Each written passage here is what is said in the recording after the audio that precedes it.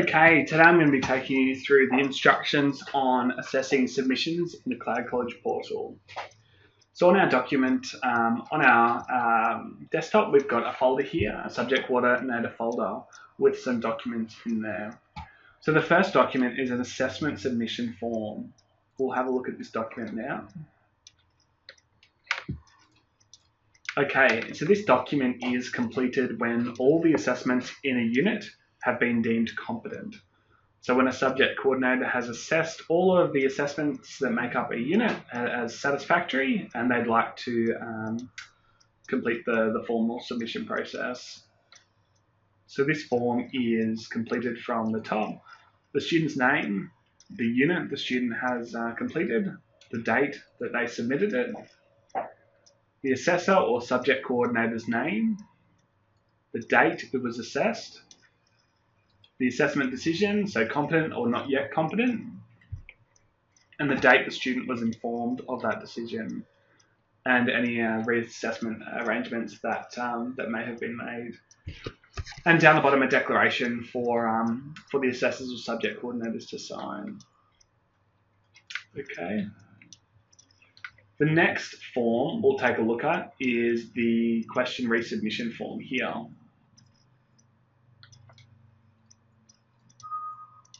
The Cloud College online portal only allows for one submission from the student. So once they've completed the questions in the Cloud College portal, if there's any questions that need resubmitting to the student, it's done on the question resubmission form and messaged back to the student via the Cloud College portal or via the email account supplied. This question resubmission form has spaces for the student's name, the unit that they submitted, and the date that it was resubmitted back to the student. It then has fields for each of the questions, the student answers, the assessor's feedback, and the student's revised answer. So the subject coordinator will copy the question into this field, copy the student's answer, and place their feedback. The student will then receive the document, revise the answer, document on the form, and submit back to the assessor. So this form has space for multiple questions to be resubmitted back to the student. If you find that you need additional space or there's more questions that need rework, you can simply copy it and paste onto another page, spacing it so that it's neat and tidy. Okay. Down the bottom, we've got the declaration. So this is RTO use, so the student knows not to fill this section out. So this is where the subject coordinators will complete filling in their name, the date it was reassessed, the assessment decision, either satisfactory or not yet satisfactory, and any rearrangements made, and of course the declaration again. Okay, so to recap, this form is used when students' questions require rework. They're copied into the form and sent back to the student, either via the Cloud College messaging system or via the email network provided. Okay, now the submission form and the resubmission form can live on subject coordinators' desktops. You can keep a folder for those. This spreadsheet here is the individual coordinator submission tracker. Now this is to be kept in the Dropbox account shared between subject coordinators and Cloud College representatives. So this submission tracker is where the subject coordinators track all the assessments that they have come in and all the assessments that have marked. So as you can see in row 5, we've got 3 fields here. So initial evaluation is the assessment conducted initially by the subject coordinator. And then there's a field for not yet satisfactory, so if there's rework required, and then when satisfactory. So it's a timeline that runs along. So here we enter the student's name.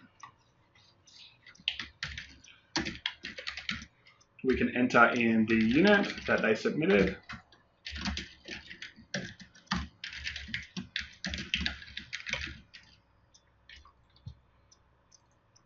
The date that they submitted it,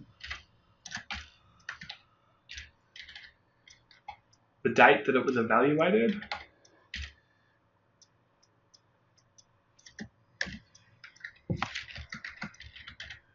and the assessment decision. So in this case, it's not yet satisfactory. All right, the date it was returned to the student, so we'll say that it was returned on the same day. Okay, the subject coordinator might follow up the next day, and then the student returned or resubmitted that to the subject coordinator on the 17th. Okay, the subject coordinator then looks at the assessment. If it needs to go back to the student again, then you start another line and return it to the student again. If it's submitted to the RTO, so to Cloud College, the date is recorded and the initial of the subject coordinator. Jasper Cooper, we can center that, and then we save that in the Dropbox.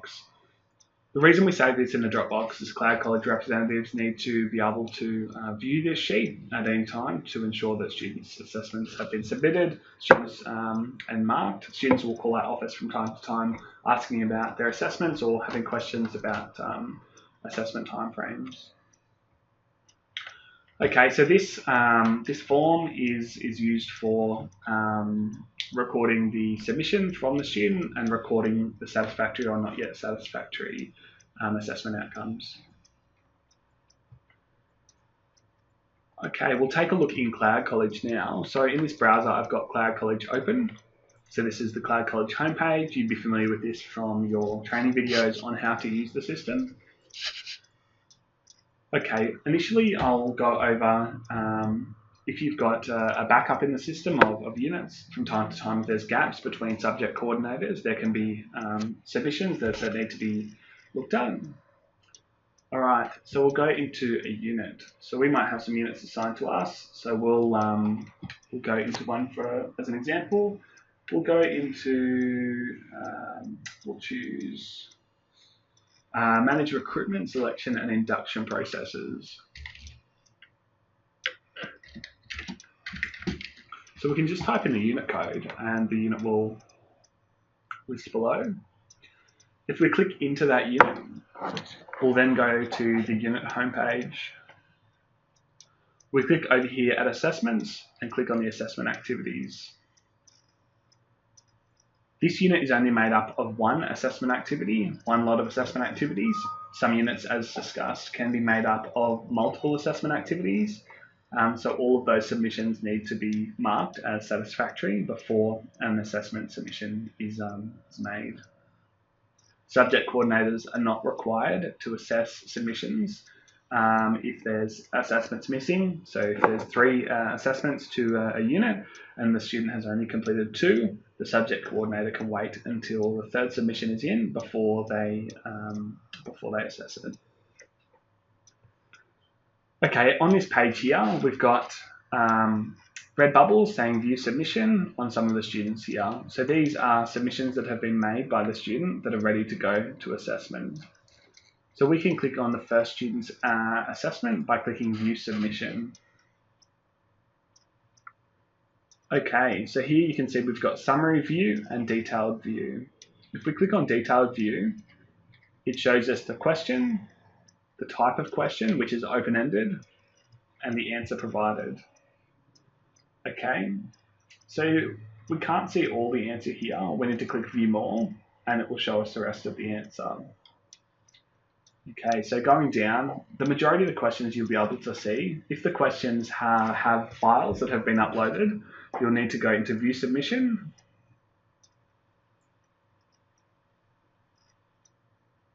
And view the answer there. Okay.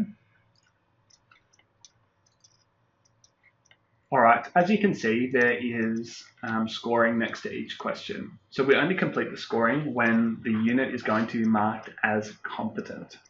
So once we've completed the scoring, when we save it and publish it, the student will be able to view that score. Now, in vocational education, the assessment decision is always competent or not yet competent. However, the scoring gives the students an indication of how well they answer questions and the level that they're at. So we've put a scoring system attributed to each question.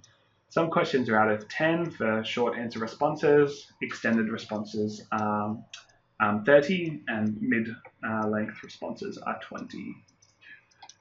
So for a competent assessment decision, we make the mark over 70%. So for each question, it'll be somewhere, if it's competent, it'll be somewhere between 70% and 100%. Okay, so out of 10, it could either be 7, the score could be 8, the score could be 9, or the score could be 10. And doubled for out of 20 and tripled for out of 30. So out of 30, 23 would be your base mark, and then anything above that would be fine.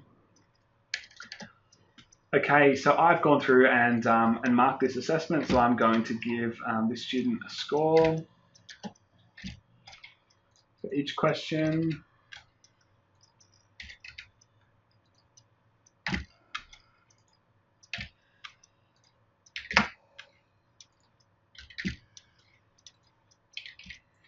Okay, and then I'll click Finish Grading here.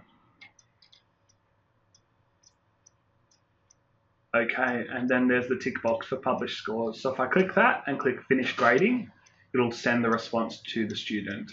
So as it says above, once you've finished grading, the action cannot be undone and the assessment will be considered to calculate the final score if weighted. Okay. So that will give the student their scoring, and then once you've gone through there, you'll go into the assessment submission form. You'll complete this form and you'll upload it to the form available in the intranet. So if you log onto the Mango intranet and click Forms, there's an assessment submission form which you'll be able to upload this document to. If the student has had submissions sent back to them on a resubmission form, you can upload the resubmission form with the assessment submission form to the submission form on the internet system, so you'll be able to use that. Okay, so we'll run through some frequently asked questions in a moment.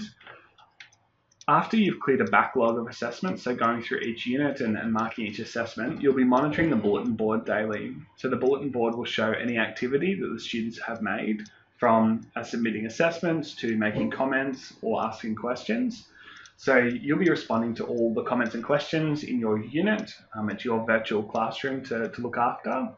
And any new submissions. So this student has made a submission to lesson 3 in that unit. So you can click on that submission. Yeah, so she submitted that. We can then go into this unit, and if lesson 3 is the final lesson, so she's still got one more lesson to complete before that unit will be marked.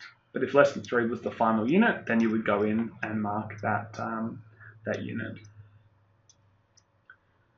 Okay, some frequently asked questions that we get around assessing online submissions. So is the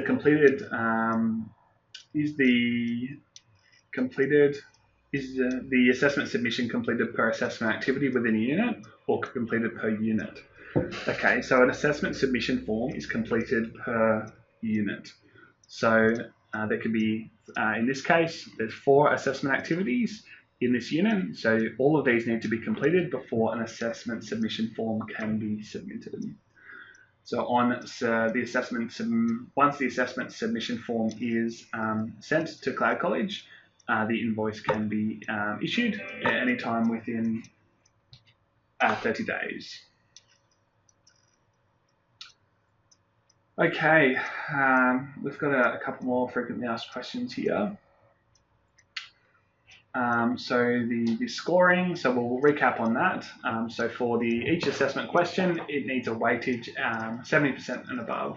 So we say that 70% is the baseline for a competent outcome, and anything above that gives the students an indication of how they're tracking, how they're progressing, and if they need to put more effort into questions, or if their questions are covering, if their answers are covering the questions.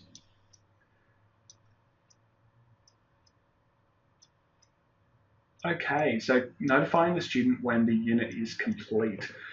So we've had some questions on how to do that. So when you send a submission form to Cloud College, at that point you should go into the messaging system as above and contact the student and let them know that that unit has been completed. So any submissions sent back to the student, any resubmissions will be sent through the messaging system. And then once their competent outcome has been determined, you need to message them on the messaging system and let them know that their submission has been graded as competent. Okay, so once you've finished in the Cloud College portal for the day, you just hit the log out button on the top right hand corner and it will log you out of the system. If you have any questions, concerns or comments regarding the system, please feel free to complete the form online.